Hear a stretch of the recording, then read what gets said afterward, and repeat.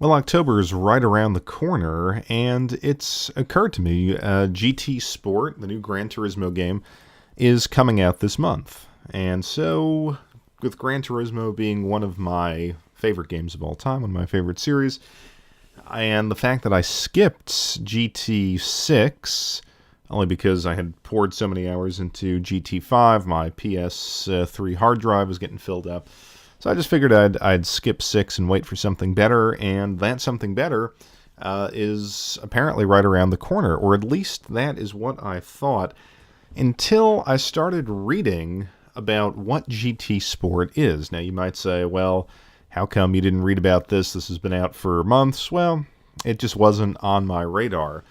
So GT Sport is apparently going to be more of a competitive game, and based on what I saw, you can earn some sort of real-life FIA racing license, and then you can actually use that in some sort of competition or take it to tracks or something like that. Initial reports seem to suggest that the single player is incredibly thin, and there isn't that kind of car collecting mechanic, or at least not as much of it as in previous Gran Turismo games, and that comes as a huge disappointment to me, because that's really what I loved about Gran Turismo. It was this idea that, particularly on the PlayStation 3, you had, 1,200, 1,300 cars, and yeah, some of them were kind of cookie cutter sort of replicas from previous Gran Turismo games, and others, of course, had that premium detail, but it seemed that the whole act of collecting, the whole act of filling up your garage was kind of a lovingly detailed process. Even if you picked up a clunker, a Skyline, or one of my favorites, the Motul Honda Civic,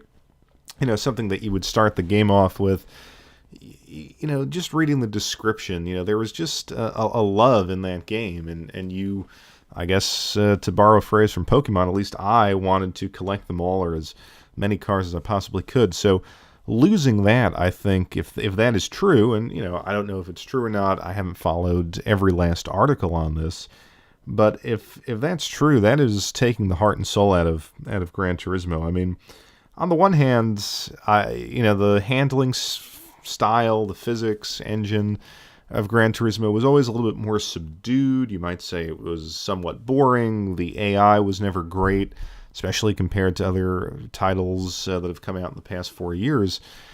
But there was something about Gran Turismo that was fun. It was kind of laid back. It was about the photos. It was about the collecting. It wasn't really white-knuckle, edge-of-your-seat kind of racing. But I think just that alone, that idea of trying to be a super competitive online game where you're going to become an esport and win these licenses that you can then use in real life, to me is far too little too late. I mean, the racing genre, actually, I think, as much as I complain about modern gaming, I think this is the genre that has improved the most in the last 8 years. I mean, it is absolutely incredible, the variety of games we have out there now and what they can do. And of course, if you're familiar with the genre, iRacing is the sort of competitive forum for esports, sim racing enthusiasts.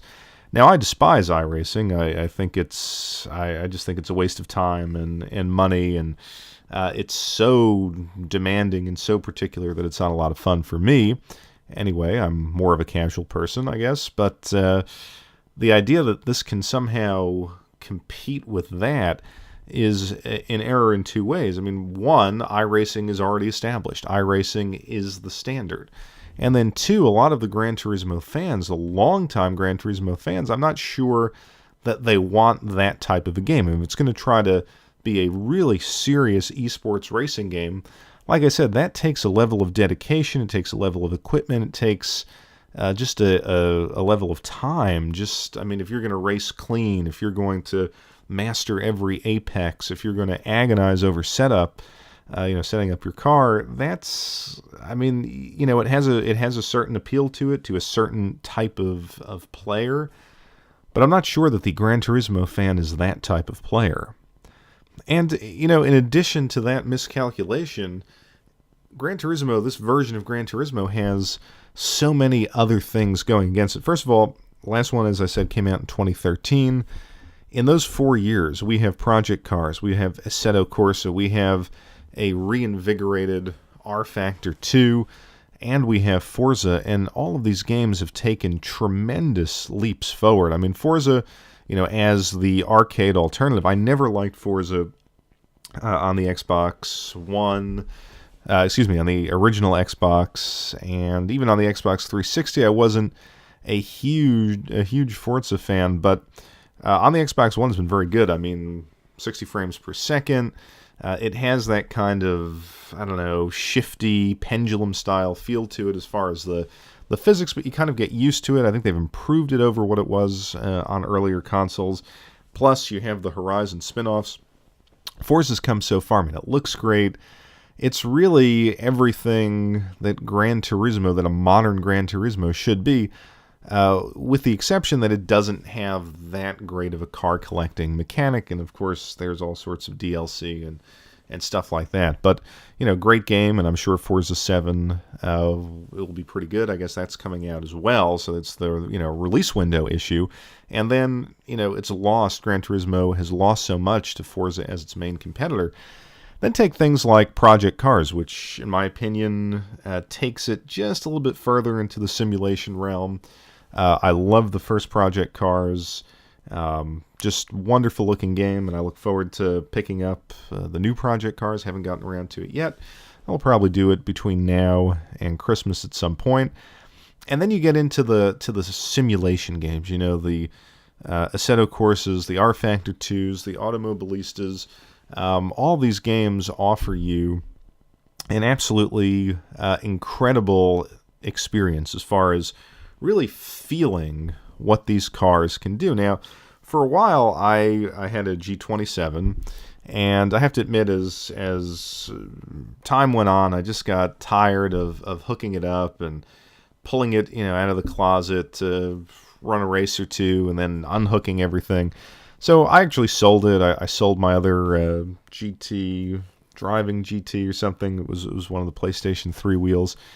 And while I regret it in a way, because these games do such an amazing job of transmitting feel to these steering wheels in a way that, I remember as 10, 15, 20 years ago, you would never imagine that you could really sense what the car is doing through a cheap wheel like that, to say nothing of these setups that these sim racers have with direct drive motors and, chassis, specially built chassis that move. I mean, these games know how to take advantage of all these great peripherals.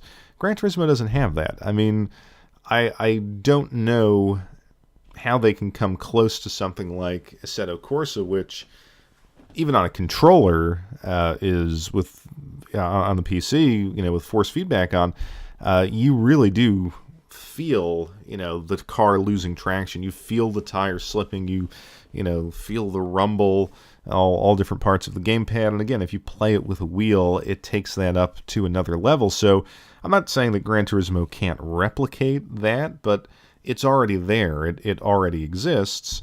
Even R Factor 2 has made an inroads as far as that idea of collecting, in the sense that with the Steam workshops you can collect essentially tracks and different cars, and it really has this nice community feel to it, which is something that, a direction that Gran Turismo could have gone in, building that kind of community. I never really sensed. Now, granted, I didn't play online a lot, so maybe, and I didn't play 6, so maybe there was that kind of tinkering community feel, kind of sharing community around it, but I think R Factor 2 has it beat on that. Now, forget the steering wheel setup. I think this is a point that at least stands out to me, is that the Xbox controller, if you're going to play it on a controller, the Xbox controller is so much better, particularly for racing games, than the PlayStation 4 controller. I mean, that, I thought it was a gimmick when it came out, that idea of the rumble in the triggers and stuff like that, but in a driving game, it really does matter. Again, communicating so much of what the car is doing and having what I think are better precision analog sticks. I just far prefer driving games with the Xbox controller. And if you play with an Xbox Elite controller, the regular PlayStation controller feels pretty cheap in comparison. And in fact, it was so satisfying to play with the Xbox One controller.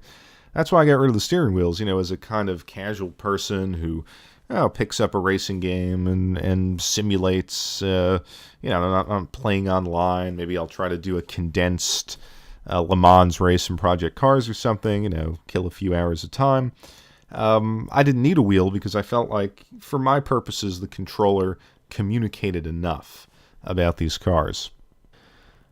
So if you're Gran Turismo, how do you compete against that? How do you release a game that might potentially alienate your biggest customer base trying to chase an esports concept that has been mastered by another company? How do you keep up with an industry or try to catch up, I should say, to an industry that has had 4 years of incredible innovation in every facet of the game? Physics, graphics, sounds, track, scanning technologies and things like that. I love Gran Turismo, and yet when I consider all that is going against this latest release, I don't see how the series continues. I don't see how the series ever becomes again what it once was. And really the only way that is even conceivable is if they return to that passionate, almost car otaku, car collector, car enthusiast model that they seem to be abandoning. So I'm actually going to stay away from this one and probably put my time into Project Cars or Forza. But it'll be very interesting to see how this plays out, and I hope maybe all of these reports are wrong. I'd love to see Gran Turismo go back to what it was, but it seems like the series has set itself up for a flop.